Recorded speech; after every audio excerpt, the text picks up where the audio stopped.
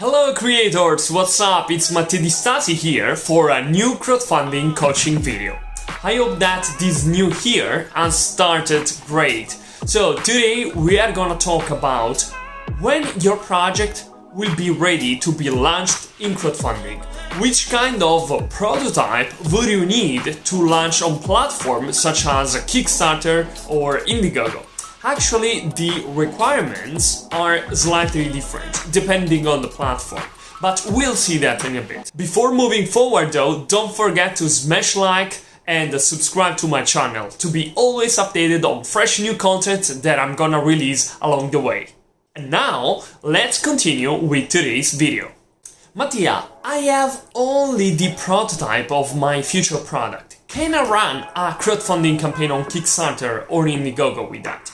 Well, I heard this question so many times and for several different kind of projects in several different fields.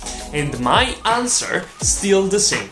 Absolutely yes. No one is expecting that you're gonna have the final version of your product already ready. But it's important to share with your audience the skills that you have in order to make that real. So, the important thing is to don't overthink, but just start. No one is expecting the coolest version of your project initially. Let's take as example my startup Solenica. So basically we run the pre-launch phase showing only 3D renderings of the product to test also the market. And then we run the crowdfunding campaign with only one prototype. And even so, we managed to raise over $650,000 at the end of the campaign.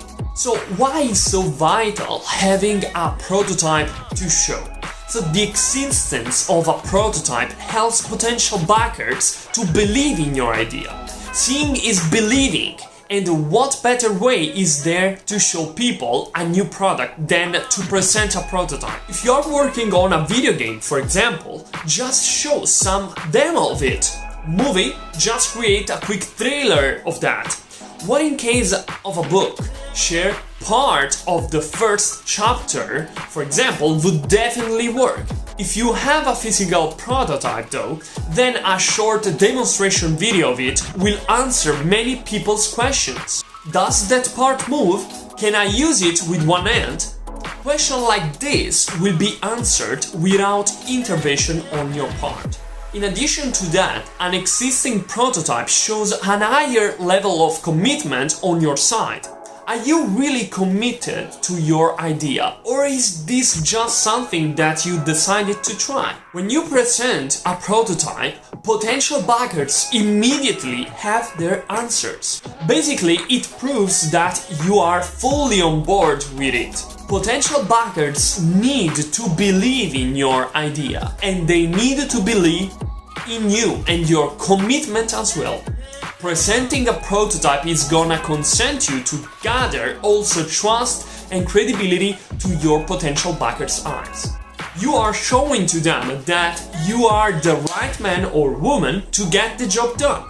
You have the full clue of how to reach point B from point A.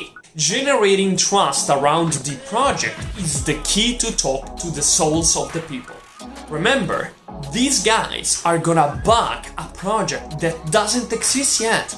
So it's very important to let them feel in safe hands. Now, let's see the rules to follow in order to get our prototypes featured on the major crowdfunding platforms, Kickstarter and Indiegogo. The rules for presenting a new prototype on Kickstarter are more defined compared to Indiegogo. This doesn't mean that one is better or worse than another, but Indiegogo leaves more room for interpretation of their guidelines on that. The most significant difference is that if you want to use Kickstarter for a new product, you must have a prototype to show to the potential backers. In fact, Kickstarter only allows device and new projects that already have an existing prototype.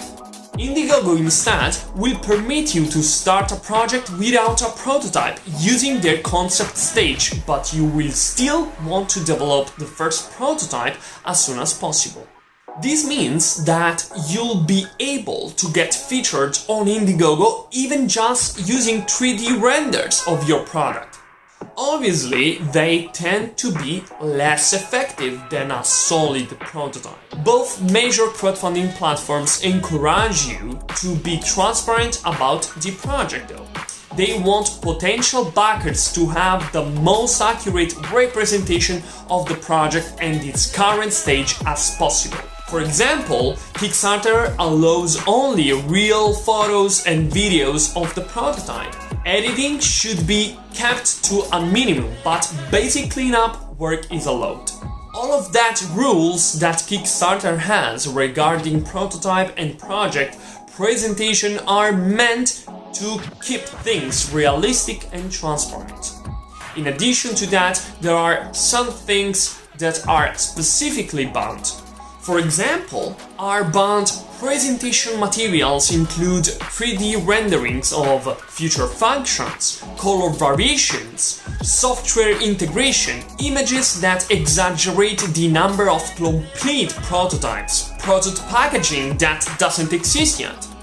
In other words, your prototype simply needs to be presented as it is instead of how it may be in the future. This is part of the transparency that Kickstarter expects from creators. Compared to Kickstarter, the way things work at Indiegogo is a little different when it comes to prototypes and how projects are presented. Indiegogo, in fact, accepts quite a range of project types, so their rules for presenting a prototype are little different. If your project falls into specific categories, for example, hardware products, then you will need to select a sort of a development stage. The development stage tells to the potential backers where your idea is in terms of progress. These stages cover from having an initial concept all the way to shipping finished products. There are 4 different stages of production: concept, prototype, production, and shipping.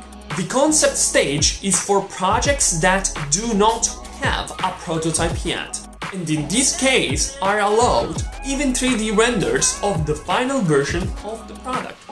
So, in conclusion, regardless of which platform you use for your crowdfunding, you are much better off having some kind of physical prototype, even if it's just a proof of concept.